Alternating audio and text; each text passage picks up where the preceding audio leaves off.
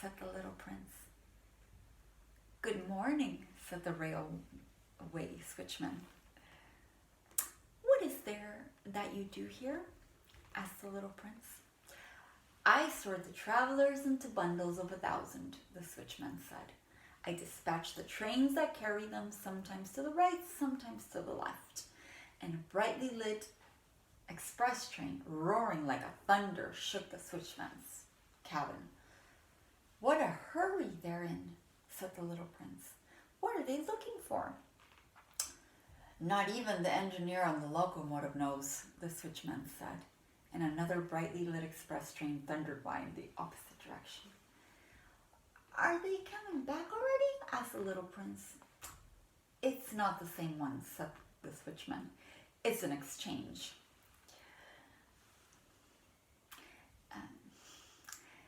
They weren't satisfied where they were? Asked the little prince. No one is ever satisfied where he is, said the switchman, and a third brightly lit express train thundered past. Are they chasing the first travelers? Asked the little prince. They're not chasing anything, said the switchman. They're sleeping in there, or else they're yawning. Only the children are pressing their noses against the window panes. Only the children know what they're looking for, said the little prince. They spend their time on a rag doll and it becomes very important. And if it's taken away from them, they cry.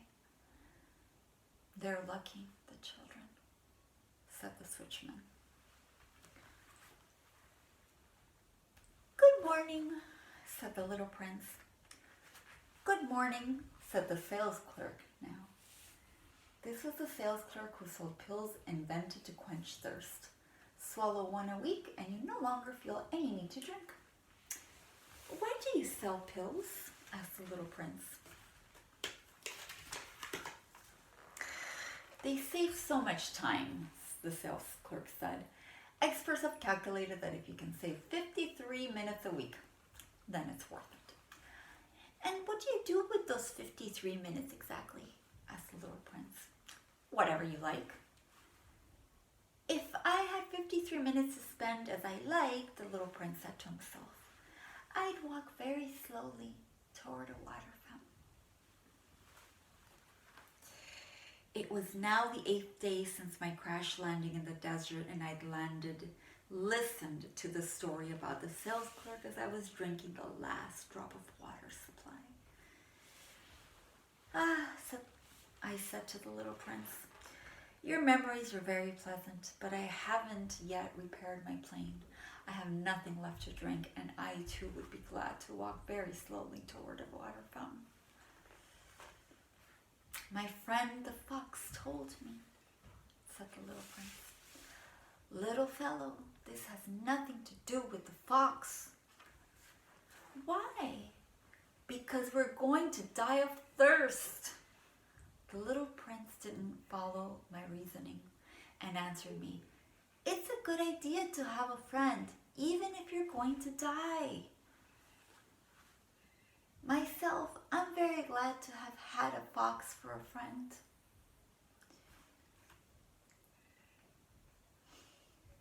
He doesn't realize the danger, I said to myself about the little prince.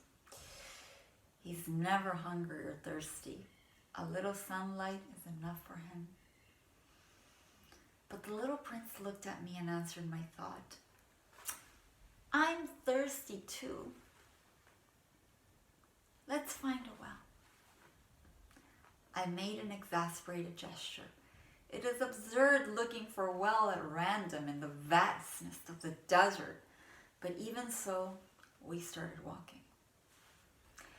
When we had walked for several hours in silence, night fell and stars began to appear.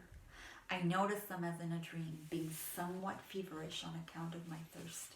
The little prince's words danced in my memory. So you're thirsty too, I asked.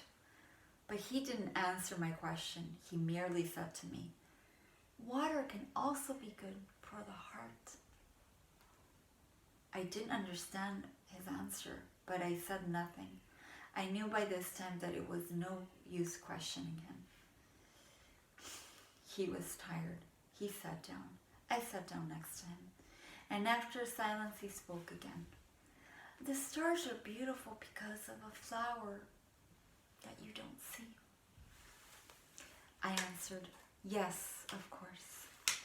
And without speaking another word, I stared at the ridges of sand in the moonlight. The desert is beautiful, said the little prince. And it was true. I've always loved the desert. You sit down on a sand dune, you see nothing, you hear nothing, and yet something shines, something sings in that silence. What makes the desert beautiful, said the little prince, is that it hides a well somewhere.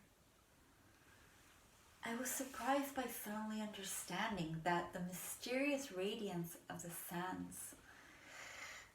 When I was a little boy, I lived in an old house, and there was a legend that a treasure was buried in it somewhere. Of course, no one was ever able to find the treasure. Perhaps no one even searched. But it cast a spell over the whole house. My house hid a secret in the depths of his heart. Its heart, the house's heart. Yes, I said to the little prince, whether it's a house or the stars or the desert, what makes them beautiful is invisible. I'm glad, he said. I'm glad you agree with my fox. What's important is invisible to the eyes. And the little prince was falling asleep.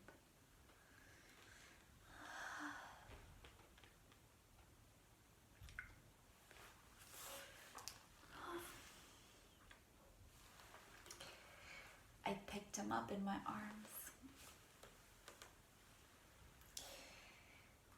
and started walking again as we moved. As we moved on forward, I was moved. It was as if I was carrying a fragile treasure. It actually seemed to me there was nothing more fragile on earth. By the light of the moon, I gazed at the pale forehead, those closed eyes, those locks of hair trembling in the wind. And I said to myself, what I'm looking at is only a shell. What's most important is invisible. As his lips parted in a half smile, I said to myself again, what moves me so deeply about this sleeping little prince is his loyalty to a flower. The image of a rose shining within him, like the flame within a lamp, even when he's asleep. And I realized he was even more fragile than I had thought. Lamps must be protected. A gust of wind can blow them out. And walking on like that, I found the well in the middle of the desert at daybreak.